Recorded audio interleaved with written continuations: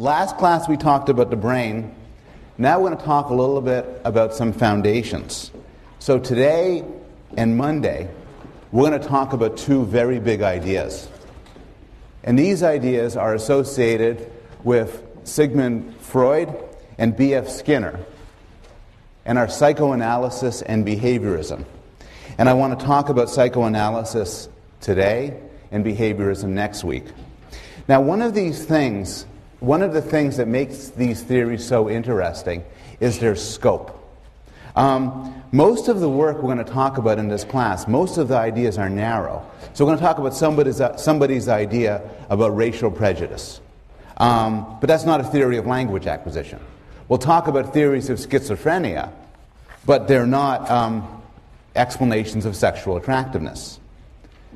Most theories are specialized theories. But these two views are grand theories. They're theories of everything, encompassing just about everything that matters. Day-to-day life, child development, mental illness, religion, war, love. Freud and Skinner had explanations of all of these. Now, this is not a history course. I have zero interest in describing historical figures in psychology just for the sake of telling you about the history of the field. What I want to tell you about, though, is I want to talk about these ideas because so much rests on them. And even more importantly, a lot of these ideas have critical influence on how we think about the present. And that's there. Now, for better or worse, we live in a world profoundly affected by Sigmund Freud. If I had to ask you, name a famous psychologist, the answer, most of you, would be Freud. He's the most famous psychologist ever, and he's had a profound influence on the 20th and 21st century. Some biographical information: he was born in the 1850s. He spent most of his life in Vienna, Austria, but he died in London, and he escaped to London soon after retreating there at the beginning of World War II, as the Nazis began to occupy where he lived. He's one of the most famous scholars ever, but he's not known for any single discovery. Instead, he's known for the development of an encompassing theory of mind, one that he developed over the span of many decades. He was, in his time, extremely well known, a celebrity, recognized on the street. And throughout his life, he was a man of extraordinary energy and productivity, in part because he was a very serious cocaine addict, but also just in general, he was just a high-energy sort of person. He was up for the Nobel Prize in medicine and in literature, didn't get either one of them, didn't get the prize in medicine because Albert Einstein, everybody loves Albert Einstein. Well, Albert Einstein really wrote a letter, because they asked for opinions of other Nobel Prizes, wrote a letter saying, don't give the prize to Freud. He doesn't deserve a Nobel Prize. He's just a psychologist. Oh, yeah. Okay. While he's almost universally acclaimed as a profoundly important intellectual figure, he's also the object of considerable dislike. This is in part because of his character. He was not a very nice man in many ways. He was deeply ambitious to the cause of promoting psychoanalysis, to the cause of presenting his view and defending it. And he was often dishonest, extremely brutal to his friends, and terrible to his enemies. He was an interesting character. My favorite Freud story was as he was leaving Europe during the rise of the Nazis, as he was ready to go to England from, I think, either Germany or Austria, he had to sign a letter from the Gestapo. Gestapo agents intercepted him and demanded he sign a letter saying that at no point had he been threatened or harassed by the Gestapo. So he signs the letter, and then he writes underneath it, "The Gestapo has not harmed me in any way. In fact, I highly recommend the Gestapo to everybody." He had a certain aggression to him. He's also disliked, often hated, because of his views.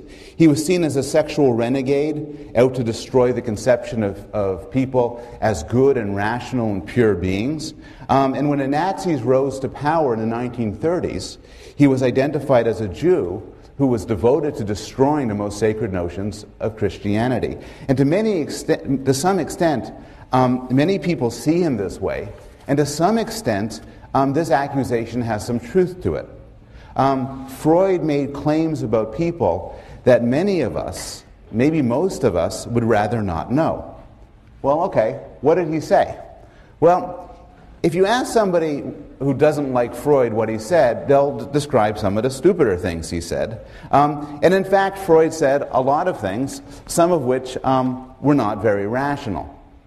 For instance, he's well known for his account of phallic symbols, arguing certain architectural monuments are subconsciously developed as penile representations. And related to this, he developed a notorious theory of penis envy.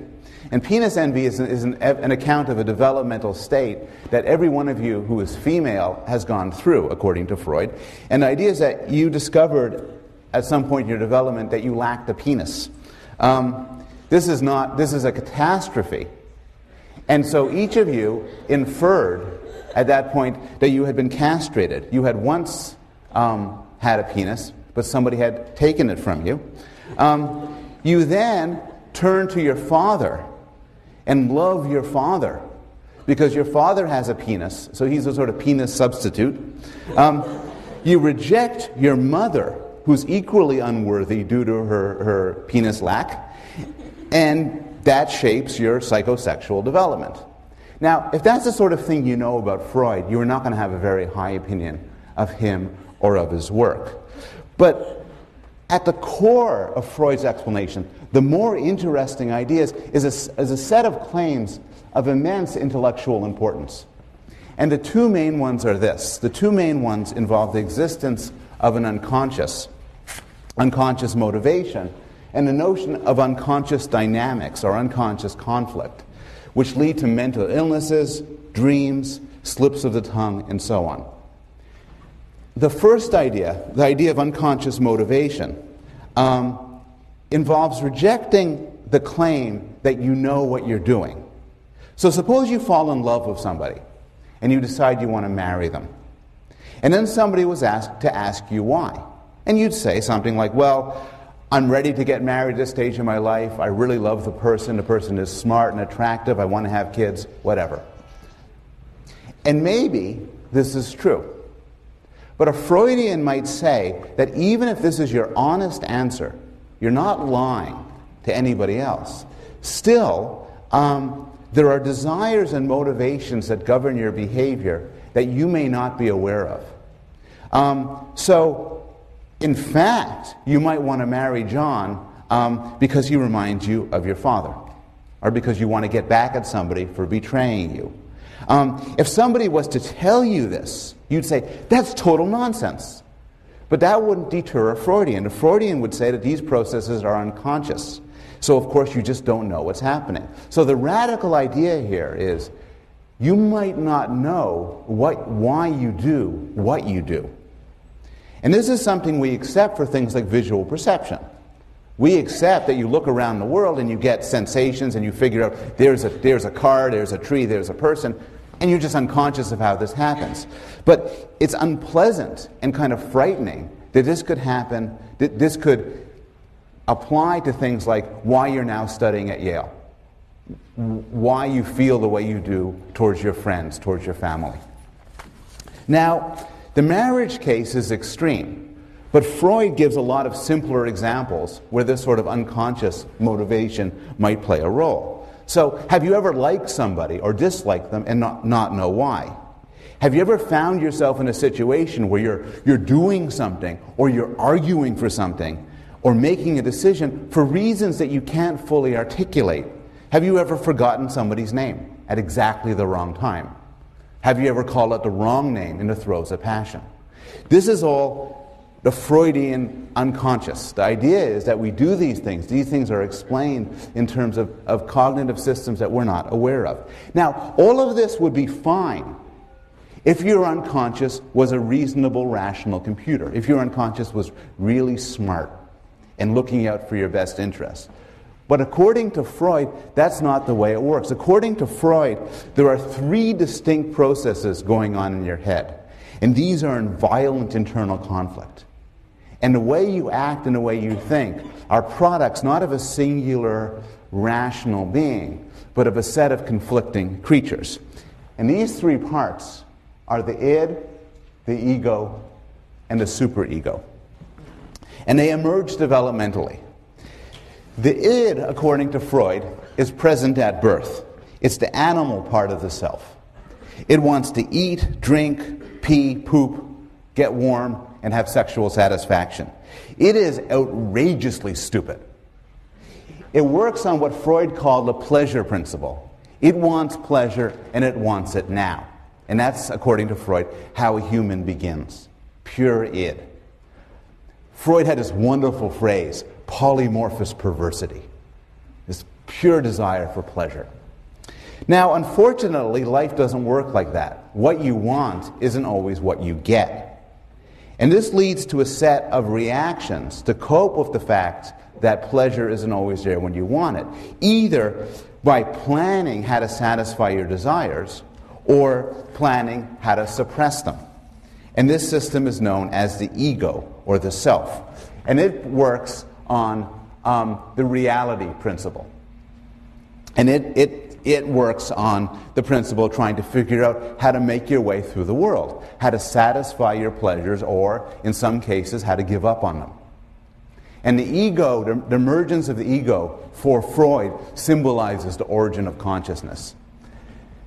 Finally, if this was all there was, it might be a simpler world. But Freud had a third component, that of the superego. And the superego is the internalized rules of parents and society. So what happens in the course of development is you're just trying to make your way through the world and satisfy your desires, but sometimes you're punished for them. Some desires are inappropriate, some actions are wrong, and you're punished for it. The idea is that you come out, you get in your head a superego, a conscience. In these movies, it would be like the little angel above your head that tells you when things are wrong. And basically, yourself, the ego, is in between the id and the superego. One thing to realize, I told you the id is outrageously stupid.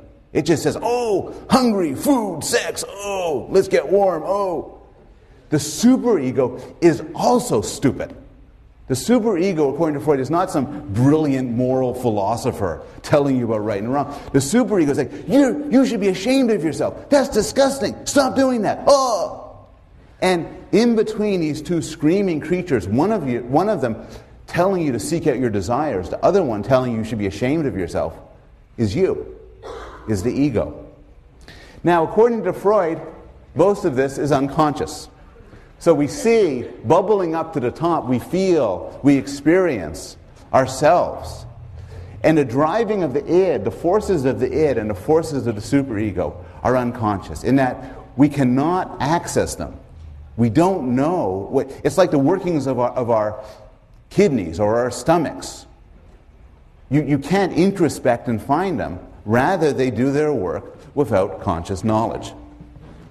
Now, Freud developed this. This is the Freudian theory in broad outline. He extended it and developed it into a theory of psychosexual development.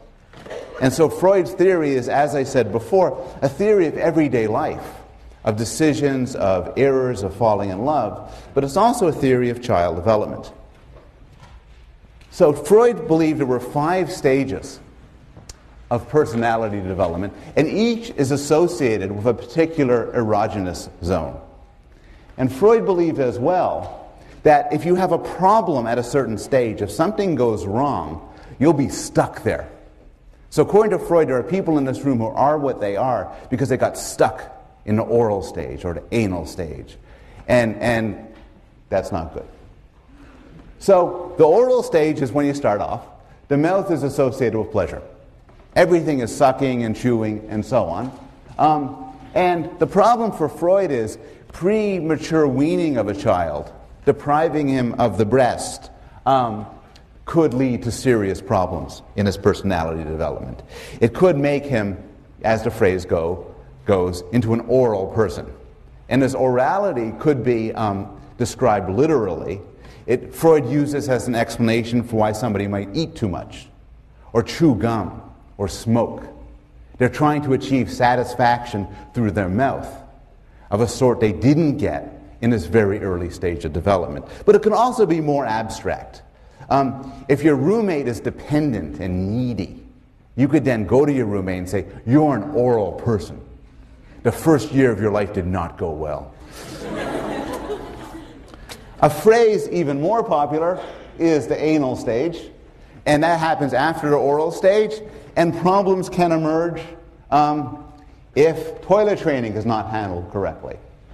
If you have problems during those years of life, you could become an anal personality. According to Freud, and your roommate could say, "Your problem is you're too anal."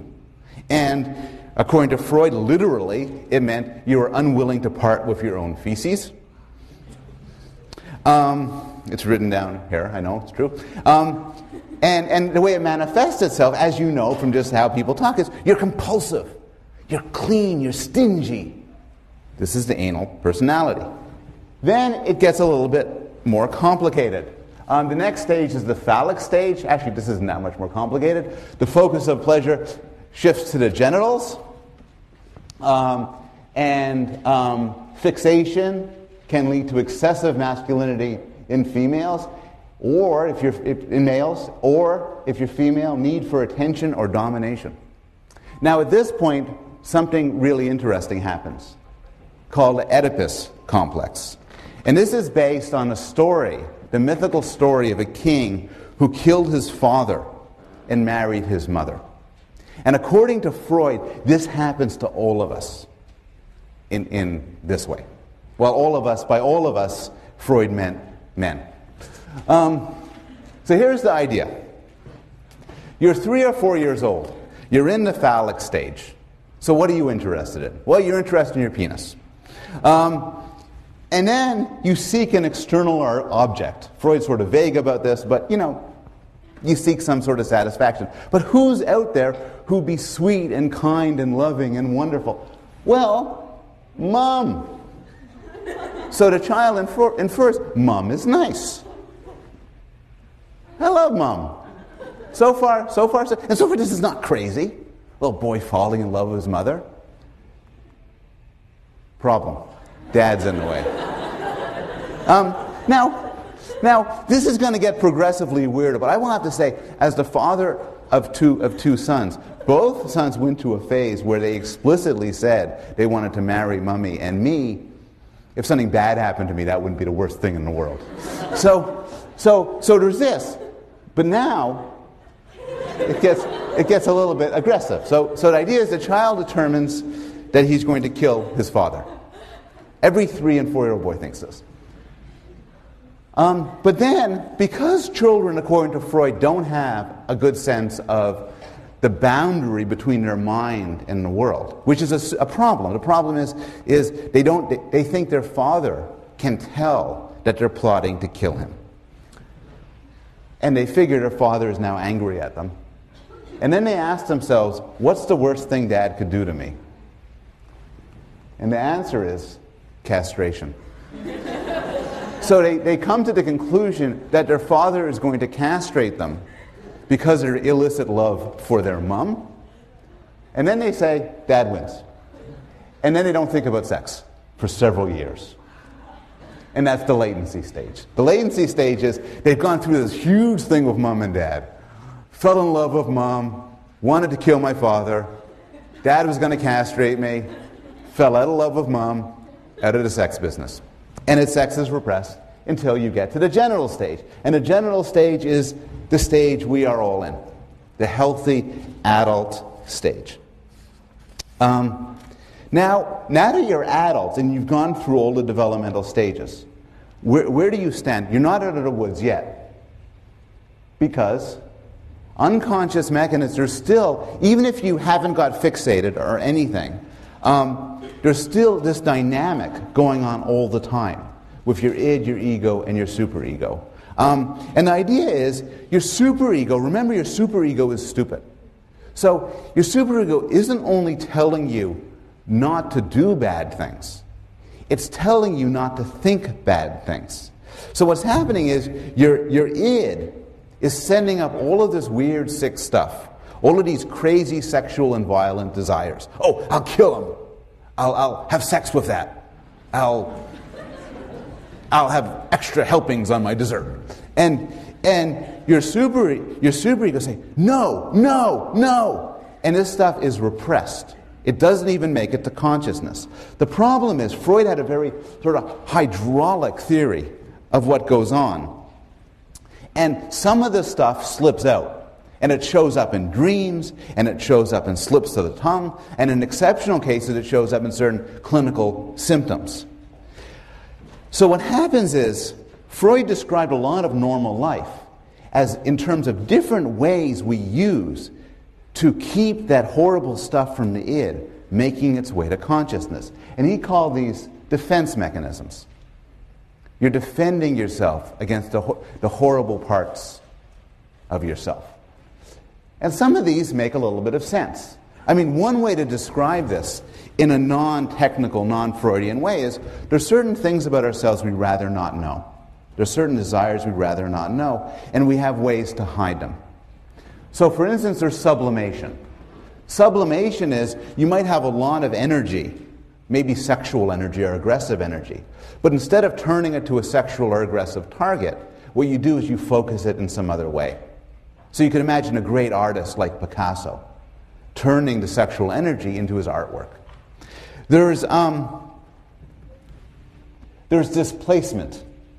Displacement is you have certain shameful thoughts or desires, and you refocus them more appropriately. A boy who's bullied by his father may hate his father and want to hurt him. But since this is very shameful and difficult, the boy might instead kick the dog and think he hates the dog, because that's a more acceptable target.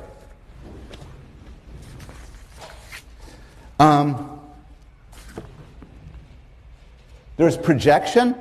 Projection is I have certain impulses I'm uncomfortable with. So rather than own them myself, I project them to somebody else. A classic example for Freud is homosexual desires. The idea is that I feel this tremendous lust towards you, for instance, and any of you, all of you, you three, and I'm ashamed of this lust. So what I say is, hey, are you guys looking at me in a sexual manner? Are you lusting after me? How disgusting! Because what I do is I take my own desires and I project it to others. And Freud suggested, perhaps not implausibly, that men who believe other men, who are obsessed with the sexuality of other men, are themselves projecting away their own sexual desires. There's rationalization, which is that when you do something or think something bad, you rationalize it and you give it a more socially acceptable explanation. A parent who enjoys smacking his child will typically not say, I enjoy smacking my child. Rather will say, it's for the child's own good. I'm being a good parent by doing this. And finally, there is regression, which is returning to an earlier stage of development. And you actually see this in children. In times of stress and trauma, they'll become younger. They will act younger. They might cry, they might suck their thumb, seek out a blanket, or so on. Now, these are all mechanisms that for Freud are not the slightest bit pathological. They're part of normal life. Normally we do these things to keep an equilibrium among the different systems of the unconscious. But sometimes it doesn't work. Sometimes things go awry. And what happens is, a phrase that's not currently used in psychology, but was popular during Freud's time, hysteria. Hysteria includes phenomena like hysterical blindness and hysterical deafness, which is when you cannot see and cannot hear, even though there's nothing physiologically wrong with you. Paralysis, trembling, panic attacks, gaps of memory, including amnesia, and so on. And the idea is that these are actually symptoms. These are symptoms of mechanisms going on to keep things unconscious. It's a common enough idea in movies. Often in movies what happens is somebody goes to an analyst. They have some horrible problem. They can't remember something. Or they have some sort of blackouts and so on. And the analyst tells them something. And at one point, they get this insight and they realize why they blinded themselves, why they can't remember. And for Freud, this is what happens. Freud originally attempted to get these memories out through hypnosis, but then moved to the mechanism of free association. And according to Freud, the idea is patients offer resistance to this, and then the idea of a psychoanalyst is to get over the resistance and help patients get insight.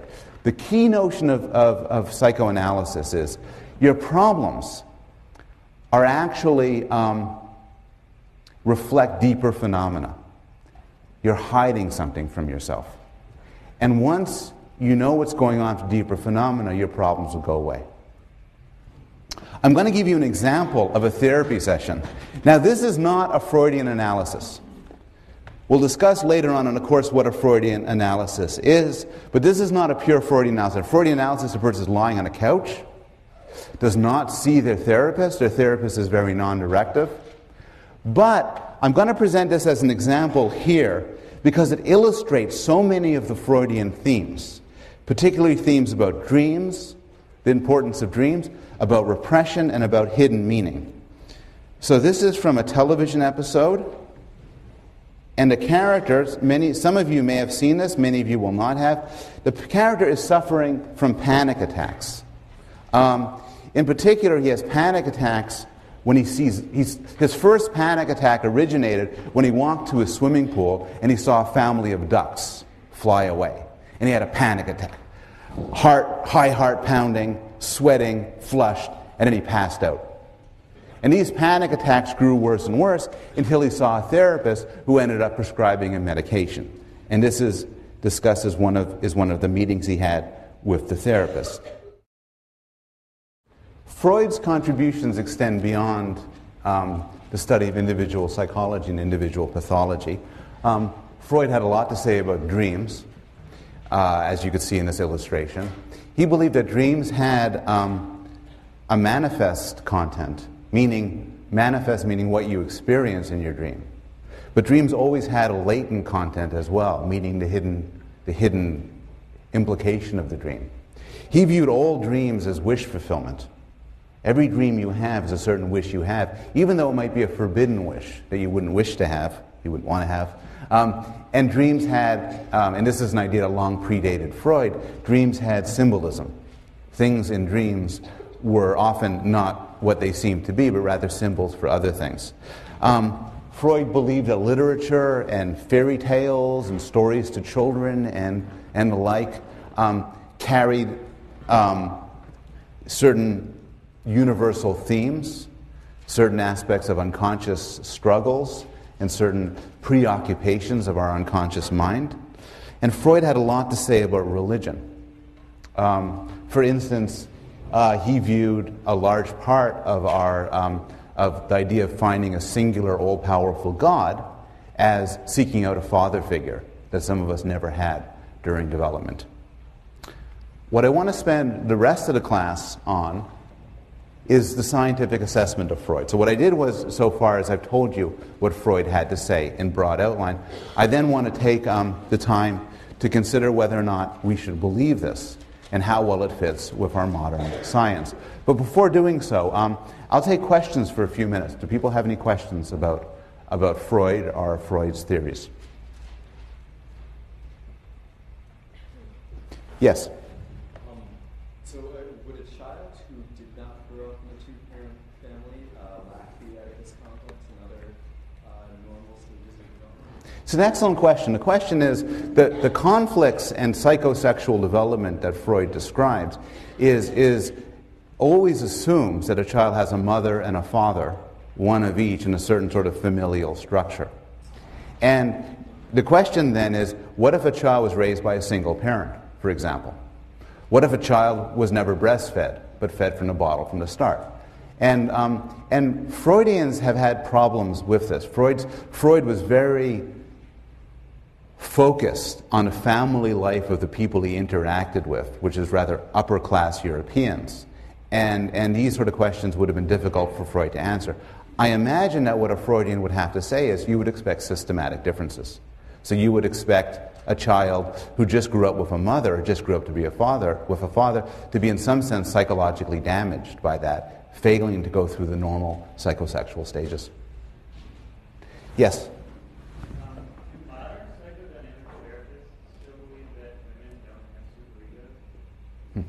have superegos? The question is, do modern psychoanalysts still believe that women do not have superegos? Freud was, as you're pointing out, Freud was notorious for suggesting that women were morally immature relative to men. I think Freud would say that women had superegos. They're just not the sort of sturdy ones that men have. I think psychoanalysts and psychoanalytic scholars right now would be mixed. Some would maintain that there really are deep sex differences. Others would want to jettison that aspect of Freudian theory. Yes? You define sublimation as being a displacement. Does that make it sort of a subgroup of displacement? Well, what sublimation is, a lot of these, it's a good question. The question is to sort of what is sublimation? How does it relate to other defense mechanisms? A lot of defense mechanisms involve taking a desire and turning it. Now, what displacement does is it takes it from you to her. Like, I'm angry at you, but maybe that's forbidden for some reason, so I'll be angry at her. What projection does is takes a desire from me and then puts it on somebody else heading outwards. And what sublimation does is it just gives up the details and keeps the energy. So you stay up, your roommate stays up all night working. And you say to your roommate, for instance, that's just because you haven't had sex in a long time. And you want to have sex, so you devote all your energy to your math exam. And then you say, that's sublimation. I learned that in intro psych. And your room may be very pleased. One more question.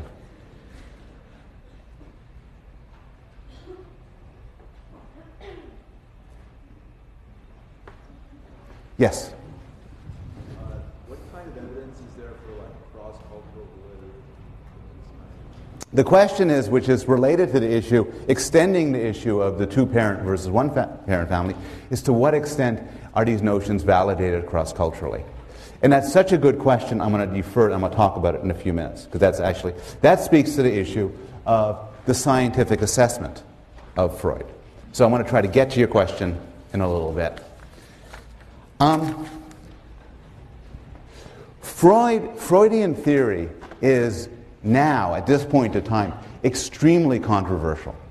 And there's a lot of well-known criticisms and attacks on Freud. This is just actually an excellent book on the memory wars by Frederick Crews, and Frederick Crews is one of the strongest and most passionate critics of Freud. And the problems with Freud go like this. There are two ways you could reject a theory. There are two problems with a scientific theory. One way you could reject a theory is that it could be wrong. So suppose I have a theory that the reason why some children have autism, a profound developmental disorder, is because their mothers don't love them enough. This is a popular theory for many years. It's a possible theory, it just turns out to be wrong. But another way, and so one way to attack and address a scientific theory is to view it as just to see whether or not it works. But there's a different problem a theory could have. A theory could be so vague and all-encompassing that it can't even be tested. And this is one of the main critiques of Freud. The idea could be summed up by a quotation from the physicist Wolfgang Pauli. And Pauli was asked his opinion about another physicist. And Pauli said this: "That guy's work is crap. He's not right. He's not even wrong." And the criticism about Freud is that he's not even wrong. The issue of vagueness is summarized in a more technical way by the philosopher Karl Popper, who introduced the term of falsifiability. The idea of falsifiability is that what distinguishes science from non-science is that scientific predictions make strong claims about the world, and these claims are of a sort that they could be proven wrong. If they couldn't be proven wrong, they're not interesting enough to be science. So, for example, within psychology, the sort of claims we'll be entertaining throughout the course include claims like damage to the hippocampus causes failures of certain sorts of memory. Or everywhere in the world, men, on average, want to have more sexual partners than women. Or exposure to violent television tends to make children themselves more violent. Now, are they true or are they false? Well, we'll talk about that. But the point here is they can be false. They're interesting enough that they can be tested. And as such, they might be wrong, but they graduate to the level of a scientific theory. This should be contrasted with non-scientific programs, and the best example of a non-scientific program is astrology. So the problem with astrological predictions is not that they're wrong, it's that they can't be wrong. They're not even wrong. I got my horoscope for today on the web. A couple of negative aspects could make you a little finicky for the next few days. Okay, I want to watch for that. The presence of both Mars and Venus suggests you want to box everything into a neat, ordered, structured way, but keeping a piece of jade or carnelian close will help you keep in touch with your fun side. And starting this morning, I got for my wife a little piece of jade, and I have been sort of in touch with my fun side. The problem is, a few days aren't going to go by. I said, God, that was wrong. It can't be wrong. It's just so vague. I got a better horoscope from The Onion, actually. Riding in a golf cart with snow cone in hand, you'll be tackled by 2 police officers this week after matching a composite caricature of a suspected murderer. Now, that's a good prediction, because wow, if it turns out to be true, I'm going to say those guys really know something. It's falsifiable. Arguably, Freud fails the test, because Freudian theory is often so vague and flexible that it can't really be tested in any reliable way. A big problem of this is a lot of Freudian theory is claimed to be validated in the course of psychoanalysis. So when you ask people, why do you believe in Freud? They won't say, oh, because of this experiment, this data set, and that data set. What they'll say is, the Freudian theory proves itself in the course of psychoanalysis, the success of psychoanalysis. But it's unreliable. I mean, the problem is, say, Freud says to a patient, you hate your mother. The patient says, wow, that makes sense. Freud says, I'm right. Freud says, you hate your mother. The patient says, no, I don't. It's terrible. That's disgusting. Freud says, your anger shows this idea is painful for you. You repress it from going, I am right. And the problem is, the same sort of dynamic plays itself out even in the scientific debate back and forth. So Freudian psychologists, I'm putting Freud here, but what I mean is well-known defenders of Freud, will make some claims like, adult personality traits are shaped by the course of psychosexual development, all dreams are disguised wish fulfillment, psychoanalysis is the best treatment for mental disorders. Scientists will respond, I disagree, there's little or no evidence supporting those claims, and a Freudian response is, your rejection of my ideas shows that they are distressing to you. This is because I am right. And this is often followed up. Seriously enough, you have deep psychological problems. And now I don't want to caricature Freudians. A lot of Freudians have tried and made a research program of extending their ideas scientifically, bringing them to robust scientific tests. But the problem is, when you make specific falsifiable predictions, they don't always do that well. So for instance, there's no evidence that oral and anal characteristics, the personality characteristics I talked about being needy versus being stingy, relate in any interesting way to weaning or toilet training. And there's been some efforts cross-culturally, to go back to the question this young man asked before, looking at cross-cultural differences in toilet training and weaning, which are really big differences, to see if they correspond in any interesting way to personality differences, and there's been no good evidence supporting that. Similarly, Freud had some strong claims about sexuality. for why some people are straight and others are gay. These have met with very little empirical support. And the claim that psychoanalysis proves itself by its tremendous success in curing mental illness is also almost certainly not true. For most, maybe not all, but for most psychological disorders, there are quicker and more reliable treatments than psychoanalysis. And there's considerable controversy as to whether the Tony Soprano method of insight, where you get this insight and this discovery, oh, now I know, makes any real difference in alleviating symptoms such as anxiety disorders or depression. This is why there's often a sticker shock when people go to a university psychology department, where they say, look, hey, so I'm in how can I take classes on Freud? Who's your expert on Freud? And the truth is, Freudian psychoanalysis is almost never studied inside psychology departments.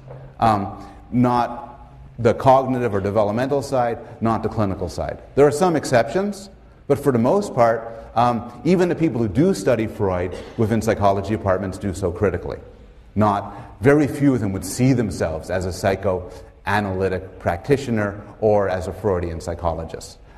Freud lives on, both in a clinical setting and in a university, but Freud at Yale, for instance, is much more likely to be found in the history department or the literature department than in the psychology department. And this is typical enough.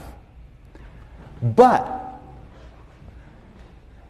despite all of the sour things I just said about Freud, the big idea, the importance of the dynamic unconscious, remains intact.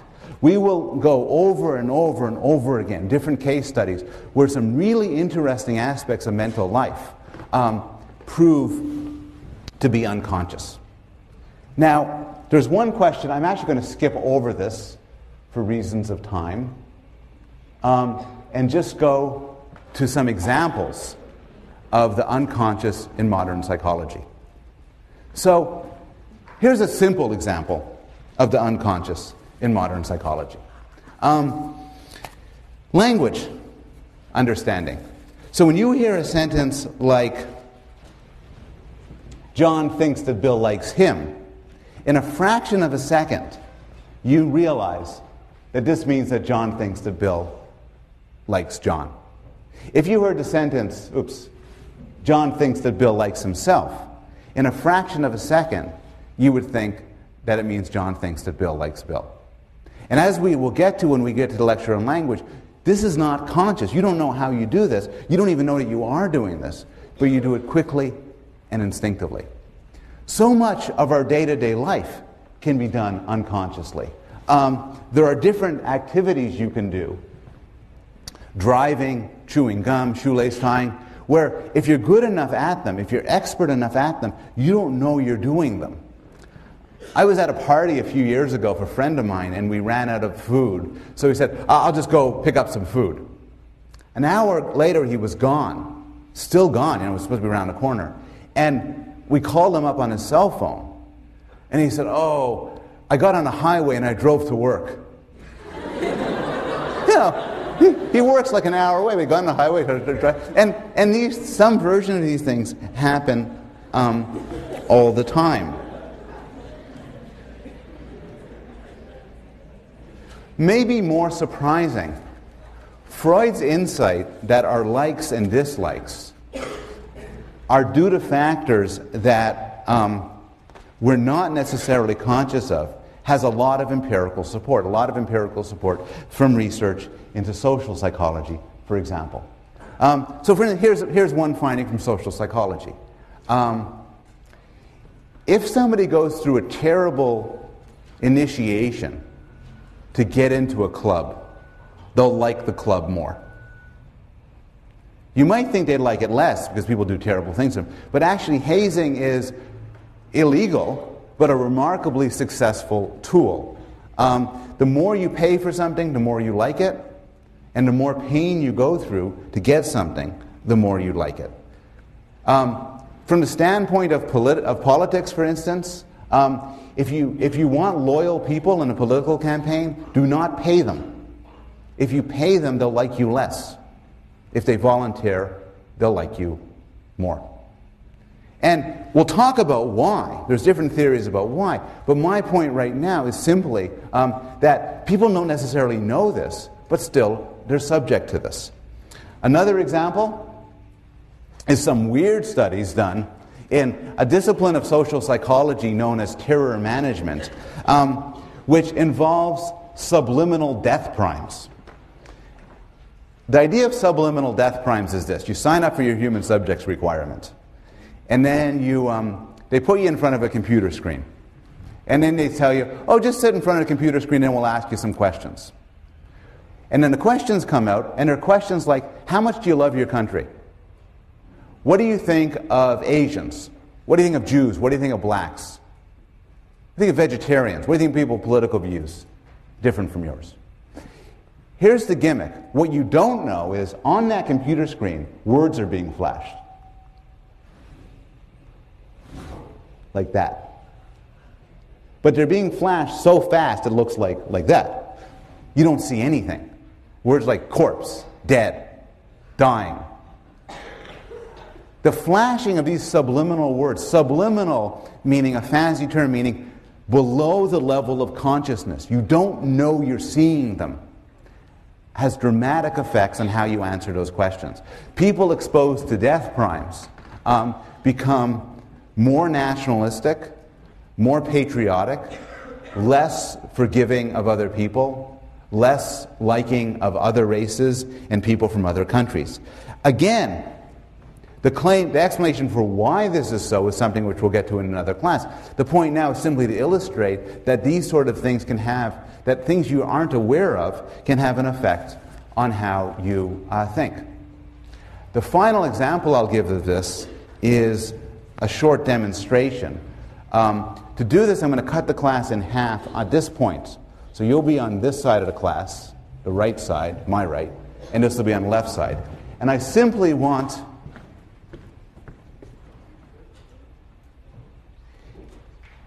everybody to think about somebody you love. So think about somebody you love, your girlfriend, your boyfriend, your mom, your dad. Think about somebody you love. Just think about somebody you love. Okay. Now, on this screen is going to be instructions, but I want to give the instructions to this half of the class. So I'm going to ask everybody in this half of the class, please either turn your head or shut your eyes. Okay? Teaching fellows too. Okay. And everybody in this half, obey. Okay, have everybody read that? Okay. Oh. Okay. Now, turn your head, this group. Now, this group, look at this. And take a moment. You don't have to do it on paper, but take a moment to do it in your head. Each group had instructions. Some people might have seen both instructions. Follow the instructions you got for you. Now, this was research done by Norbert Schwartz, and here's the question I want you to ask yourself. How much do you like this person? And here's the effect. Half of you were asked to list 3 features of the person. Half of you were asked to list 10. The finding, which is not a subtle finding, is that liking goes up in the 3 group and liking goes down in the 10 group. And here's why. I have to think about 3 positive features of somebody. So, I think my girlfriend. I have a girlfriend. I think my girlfriend. But, oh, she's smart, she's beautiful, and she's kind. Good. How much what do I think of her? Pretty good. Smart, beautiful, kind. Smart, beautiful. Oh, yeah. But the problem, now Schwartz is clever, though. He says, listen, the other group gets 10 positive features. Smart, beautiful, kind, really nice, good cook, punctual, smart. No, I mentioned that. The problem is, nobody has 10 positive features. And The effect of being asked to do 10 positive features is people find this hard. And then those people ask, how much do you like this person? Say, couldn't really make it that 10. I guess I don't like them very much. Now the point of this illustration, again, is that it shows that you don't know this. Subjects who are asked to do 10 positive features and then later rank the person lower, and then ask, why did you rank the person lower? Don't say, because you told me to list 10. Typically, we are oblivious to these factors that change our points, what we like and what we dislike. And this is, in fact, a substantial and important part of the study of psychology, and particularly, for instance, the study of racial and sexual prejudice, where one of the big findings from social psychology, and we'll devote almost an entire lecture to this, is that people have strong views about other races that they don't know about, and that they don't know control their actions. So to some extent, this rounds out Freud, because to some extent, the particulars of Freud are, for the most part, have been rejected. But the general idea of Freud has actually been so successful, both in the study of scientific psychology and in our interpretation of everyday life, that to some extent Freud's been a victim of his own success.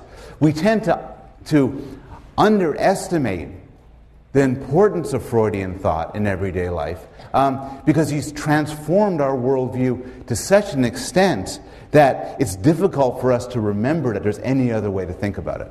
So to some extent, he's been a victim of his own success. We have time for some further questions about Freud and about scientific implications of Freud.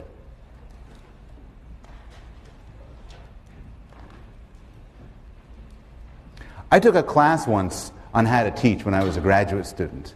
And I just remember two things from this class. One thing is never grade in red pen. People don't like that. The second thing is never ask any questions, because presumably it's very frightening. Say, any questions? And people find it's intimidating. I'm supposed to ask, what are your questions? So, what are your questions? Yes, and back. Sorry.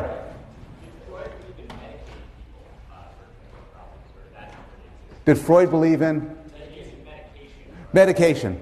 Freud had it's a good question. The question was, did Freud believe in medication? Medication, of course, being a major theme of how we deal with certain disorders now, particularly depression and anxiety disorders. On the one hand, Freud made a start as a neuroscientist. Freud studied the mind and the brain and was intensely interested in the neural basis of thought and behavior. But the answer to your question in the end is no. Although Freud was very sensitive to the brain basis of behavior, Freud was totally convinced that the method through which to cure disorders like depression and anxiety would not be medication, but rather through the sort of talk therapy and insight. Moreover, modern therapists, including some people who aren't psychoanalytically defined, will say, look, these drugs are all well and good, but what they do is they mask the symptoms. So if you have panic attacks, say, it's true the drugs might make the panic attacks go away, but the panic attacks are actually not your real problem. And by making them go away, you don't get to the root of your problem. So the answer is both Freud and modern-day psychoanalysts would think that medications are substantially overused in the treatment of mental disorders. Yes?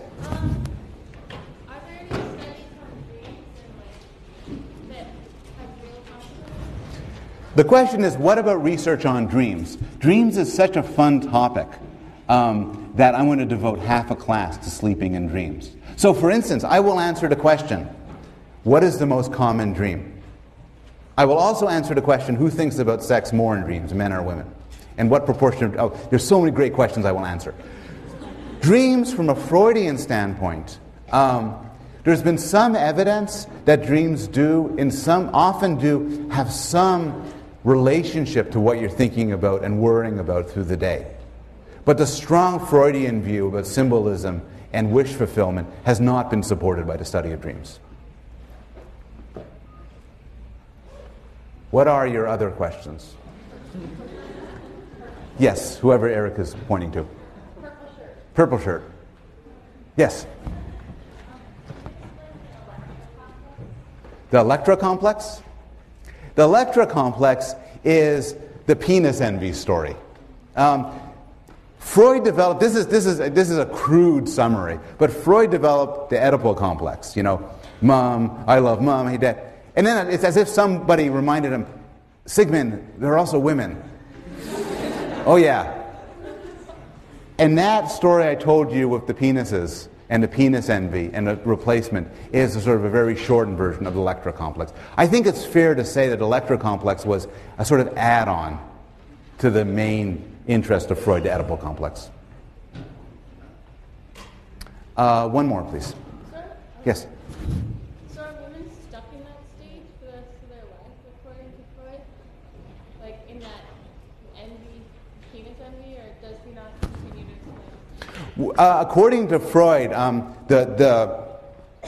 it's not a fixation in the stage in the same sense as an oral or anal stage. But yes, the claim that Freud would make is that the woman's discovery that she lacks the penis plays a fundamental role later on, determining her allegiances in life and, in fact, her own sexual preferences and interests. So it's not the sort of thing that affects her just for a short period.